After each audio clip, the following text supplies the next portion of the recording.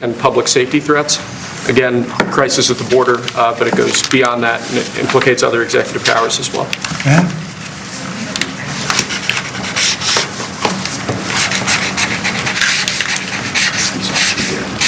President Trump, if cartels are now going to be seen as foreign organizations, would you think about ordering U.S. Special Forces into Mexico to take them out?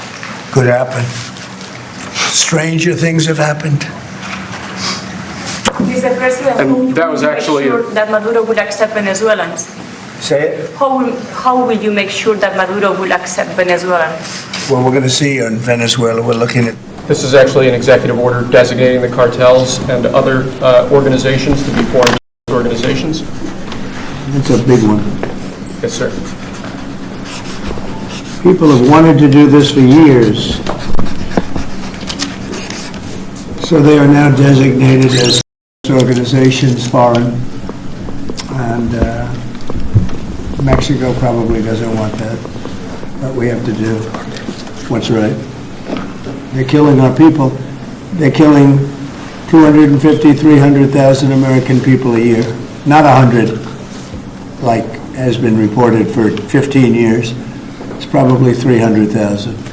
I will declare a national emergency at our southern border. A defining political promise to crack down on immigration. The president quickly moving forward on a slew of executive orders. We will begin the process of returning millions and millions of criminal aliens back to the places from which they came. I will send troops to the southern border. To the tune of applause, and moments after President Trump took the oath of office, the CBP One app was already shut down. It allowed Cubans, Nicaraguans, Venezuelans, and Haitians to schedule appointments and legally enter the U.S. seeking asylum. So help me God. So help me God. Just minutes after taking the oath as the 47th President of the United States, Today I will sign a series of historic executive orders. Donald Trump used his signature to make big changes to U.S. policy, The next item, sir, is a freeze on all federal hiring. continuing to sign stacks of orders into the evening.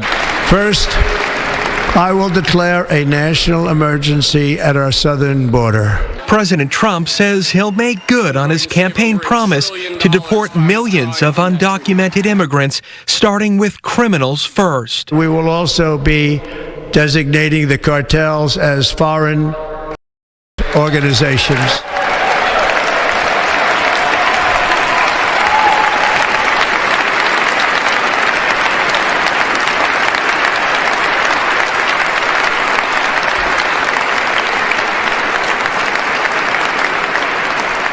And by invoking the Alien Enemies Act of 1798, I will direct our government to use the full and immense power of federal and state law enforcement to eliminate the presence of all foreign gangs and criminal networks, bringing devastating crime to U.S. soil, including our cities and inner cities.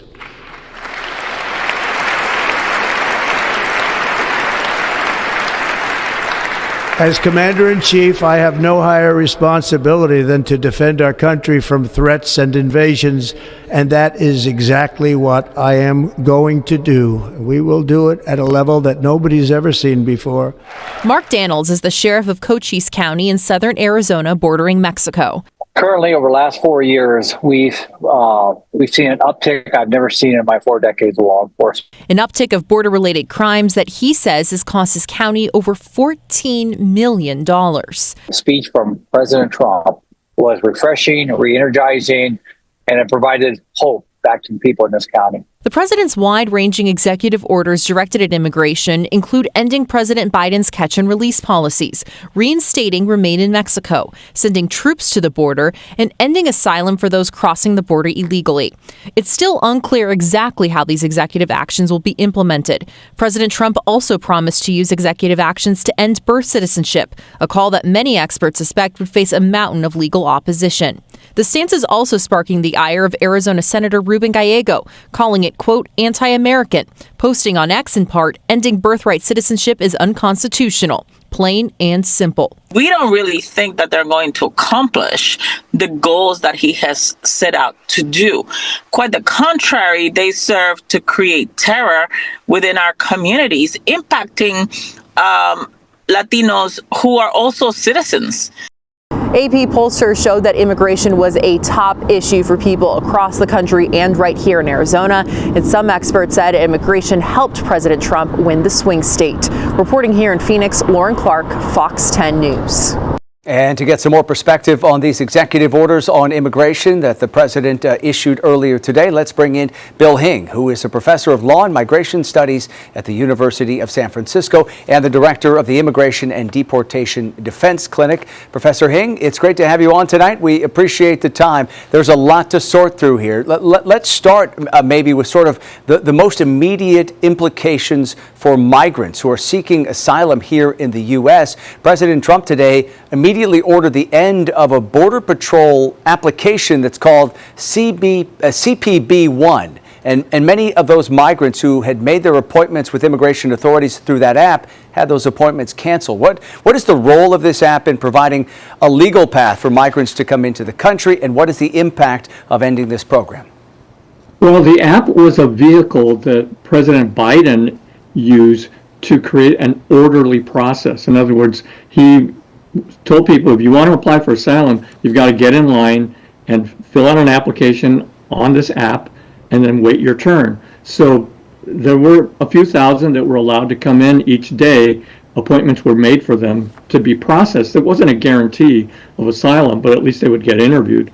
But people who showed up for their interview today found out that it was canceled. And so it's disappointing because those folks have waited for many months to get their appointments. And Trump's announcement also that people come in illegally are going to be foreclosed from applying for asylum.